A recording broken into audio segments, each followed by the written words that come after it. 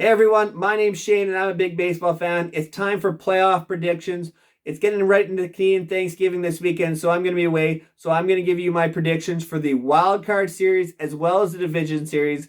And I'll be back with a new video to check out championship predictions and World Series predictions.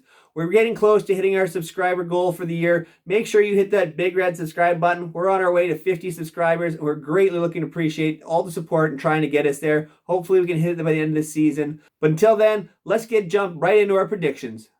In the American League, we know the Houston Astros have the number 1 seed and the New York Yankees have the number 2. They've got a bye. So we're going to kick things off with the number 3 seed Cleveland Guardians taking on the number 6 seed Tampa Bay Rays. Cleveland has been very hot of late, but they've been beating up on the AL Central. Tampa Bay has been up and down, but I'm very interested in their starting rotation with Shane McClanahan, Tyler Glasnow, and probably Drew Rasmussen. Cleveland looks like they're going to go with Shane Bieber, Tristan McKenzie, and Cal Quantrill. And Cal Quantrill just does not lose in Cleveland. I think the bullpens balance themselves out here. The offenses on both teams struggle. It might come down to Randy Arozarena versus Jose Ramirez. I think this is going to be a very, very interesting series. I think this could be a quick 2-gamer, but I could also see it going 3 games as well. We'll see how the pitching holds up.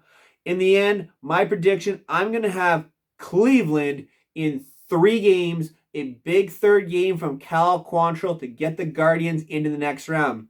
And if that's the case, the Guardians will then take on the New York Yankees. Either way we look, I don't like the Yankees setup here in terms of their offense, but going into Yankee Stadium is going to be very tough for either Cleveland or Tampa Bay. The starting rotation sets up very, very nicely for the Yankees. They get their 1 through 3 for the first 3 games. Any team coming into Yankee Stadium is going to probably have to start with their number 3 or 4 starter. I don't like that for the Guardians or the Rays, although I think the advantage would be for Cleveland because of Aaron Savali. I think he gives them a chance. This is a very, very tough series again to predict, but for me, it just comes down to the fact there's more offensive potential from the Yankees, and there's a lot more guys that have been there before. Yes, Josh Johnson and Giancarlo Stanton have been struggling, but they've been there in big playoff situations before. DJ LeMahieu and Anthony Rizzo as well with those veteran presence. So I think it comes all the way down. I think the Yankees take down the Cleveland Guardians in the division series in 4 games. Flip-flopping to the other side of the bracket, we have my Toronto Blue Jays taking on the Seattle Mariners. This is going to be a doozy of a series. I think this goes 3 games no matter what. The pitching sets up very well. The Jays got Alek Manoah, probably Kevin Gausman, and either Ross Stripling or Jose Barrios. I think they have to go Stripling here, but there is some thought behind using Barrios. Seattle, ooh, that's a nice starting rotation. Luis Castillo, Robbie Ray, and I think they go Logan Gilbert here. I would favor the depth of the Mariners starting rotation. I like their bullpen better as well, but offensively, you have to like the Jays better. Vladdy, Bo, Springer, Hernandez. Seattle lacks offense, and Julio Rodriguez may not be healthy, so that's going to be a very interesting piece there. I think in the end, it's going to go 3 games, and the Toronto Blue Jays come out on top.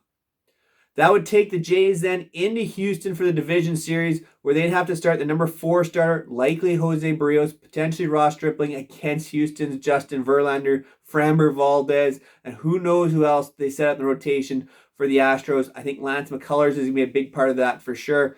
I don't like Seattle or Toronto going to Houston trying to win these games, but I could see them getting pushed to 5 because I like Alek Manoah, Kevin Gausman coming back in games 3 and 4 and giving the Jays a chance. But I think when it comes down to the end, the Houston Astros knock off the Toronto Blue Jays in 5 games. Quick prediction, if the Mariners happen to knock off the Blue Jays in 2 or 3 games, I would still be taking Houston, but knock it down to 4 games. The Astros just seem to own the Mariners this year.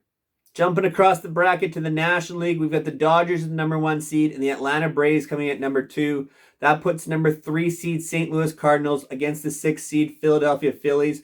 In a short series, this is more interesting. If it was a 5-game series, I'm going St. Louis all day.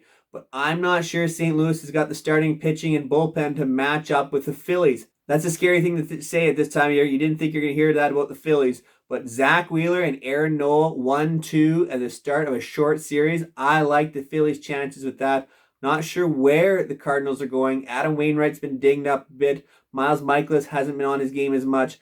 And who knows what they're going to get from Jack Flaherty. Offensively, these teams are pretty similar. I think the St. Louis offense is better top to bottom, but the power potential to really swing a series for the Philadelphia Phillies is there. I don't think I would have said this before, but I've got the Philadelphia Phillies winning this series and knocking the Cardinals out in 3 games. And the X factor here, Zach Eflin in the bullpen for the Phillies, I think makes a big statement in one of these games, and the Phillies take out the Cardinals in the first round. That would send the Phillies into Atlanta, and no chance here. If that happens, I've got Atlanta taking down the Phillies, probably 4-game max in that one. The Braves just can out-hit the Phillies, and the defensive Phillies is going to catch them up eventually. Same with that starting rotation depth. No chance. Braves in 4. Now, if the Cardinals knock out the Phillies, which I think is a real potential at that, I think that goes quick in a 2-game series potentially. Now, the question here would be, can the Cardinals knock off the Braves? And once again, this is going to come down to pitching. I just see too much depth in Atlanta. I think the Braves would take out the Cardinals as well. I think that goes 4, maybe 5 games there, but more likely 4 games there. So no matter what, I've got the Braves in the NLCS. That sets up our final wildcard series, which would be the New York Mets and the San Diego Padres.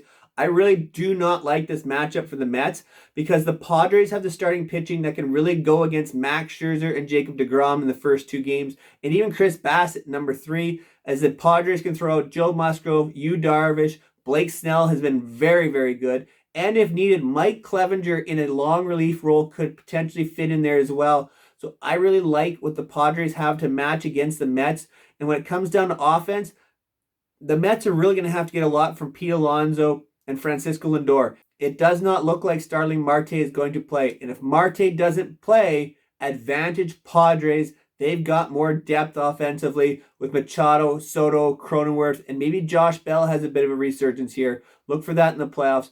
But for right now, I think this goes 3 games, and I think it's the Padres that come out on top, and that would send them up to LA.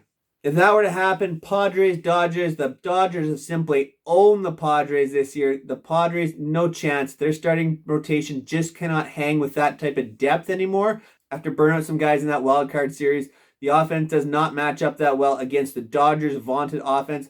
Dodgers in 4, back into the NLCS against the Braves. Now, if you're the setup for the Mets to go into LA, I don't have them winning that either. Again, the Mets get knocked off by the Dodgers as well. So I'm predicting, definitely seeing it as Dodgers, Braves, NLCS. That is my true prediction. On the AL side, I've got Astros, Yankees, but it'll be very interesting to see. The Yankees are the one I'm not so sure about at the whole thing. There you've got my predictions for this year's playoff series. Thank you so much for making it all the way to the end of the video. Make sure that you click down in the description below, and there'll be a link here at the end of the video for my playoff primer video. It breaks down all the starting rotations, lineups. I take a look at X factors. We take a look at closers, all the things that you need to know about this year's postseason. Make sure you go check that out. I think it's one of the top videos I've ever made. Yeah, it's a little long, but you're going to get so much of information out of it. And until next time, take care, everyone.